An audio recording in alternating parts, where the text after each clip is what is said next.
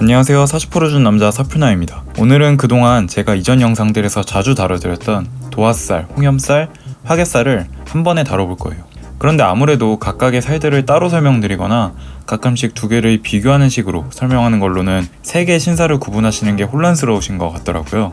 본격적으로 설명드리기 전에 도화살, 화개살, 홍염살, 그러니까 신살 이라는 게 무엇인지 간단하게 살펴볼게요. 신살이라는 건 사람의 몸으로 태어나서 살아가는 동안 우리가 접하는 기란귀신, 길신이라고 하는 것과 흉한귀신, 흉신이라고 하는 걸 모두 아우르는 말이에요. 보편적으로 쓰이는 12가지의 길신과 흉신을 12신살이라고들 하는데, 이 신살 중에서 일반 대중들에게 관심이 높은 몇 가지 살들이 있어요. 그 중에 우리가 알아볼 도화살, 홍염살, 화개살은 일반적으로 연예인이나 내가 얻을 수 있는 인기의 척도로 생각하는 경우가 많은 살이에요. 하지만 이 세 가지 살이 그런 인기의 의미만을 갖는 단순한 살은 아니고 각각 보는 방법도 작용하는 것도 다른 살들이에요. 우선 12신살 보는 방법부터 간단하게 표 하나로 정리해 볼게요. 지금 나오는 이 표를 통해서 본인이 태어난 해와 만나는 올해의 연지를 찾아서 연지에 해당하는 신살을 쉽게 파악할 수 있어요. 예를 들면 연지의 좌우묘유 중 하나가 위치해 있으면 도화살이 있구나 하시면 되는 거죠.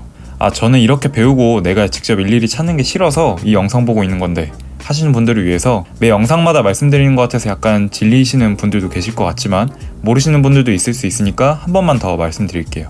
스마트폰에서 앱스토어나 구글 플레이스토어 들어가셔서 만세력 천을귀인이라고 검색을 해보시면 나오는 어플을 다운받고 어플에다가 생년월일이랑 시간만 입력하면 이렇게 사주팔자가 나오면서 아래쪽을 이렇게 보시면은 이렇게 12신살이 너무너무 편하게 나와 있어요.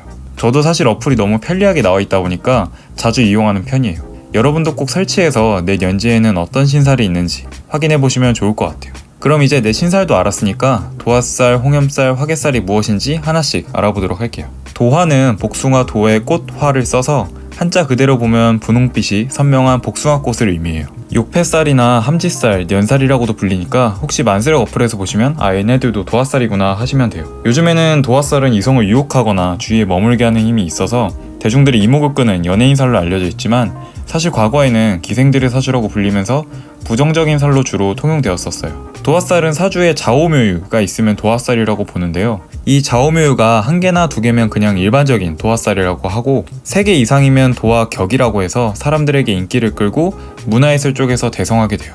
그리고 만약에 좌우묘유가 4개, 그러니까 이렇게 지지에 한 개씩 있게 되면 사패격이라고 해서 문인이나 예술계에서 대성한다고 하니까 내 사주의 지지에 좌우묘유가 몇 개가 있는지 살펴보시는 것도 좋을 것 같아요. 홍염살은 붉을 홍에 고울 염을 써서 자연스럽게 이성을 유혹하고 성적인 매력을 풍기는 살을 의미해요. 홍염살이 사주에 있는 여성은 치명적인 웃음이 얼굴에 녹아 있어서 이성을 자신도 모르게 유혹하기 쉽다고 해요. 요즘에는 도화살과 마찬가지로 홍염살도 연예인 사주라고 해서 대중 앞에 보여지는 직업인 인플루언서나 연예인, 유튜버들에게 좋은 살로 인정받는 편이에요.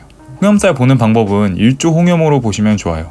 그러니까 여기 일주 자리에 표에 있는 글자가 이렇게 세트로 들어있으면 내가 일조홍염이라 홍염살이 강하겠구나 하시면 될 것 같아요. 그런데 도화살과 홍염살이 뭐가 다른 건지 궁금해하시는 분들이 많더라고요. 다른 점이라고 하면 도화살은 내가 사람들의 관심을 끌어내는 데 탁월해서 자발적인 이목을 끄는 살이지만 홍염살은 내가 의도하지 않아도 사람들이 나에게 관심을 갖기 쉬운, 그러니까 비자발적으로 이목을 끄는 살로 이해하시면 될 것 같아요. 화개는 빛날 화에 덮을 개를 써서 무덤, 창고, 저장고를 의미해요. 만물을 추수해서 창고에 보관한다는 의미인데 이게 재생을 의미해서 떠나간 재물을 찾아야 하는 오뚜기 같은 삶을 살게 될 가능성이 높은 사주라고도 해요.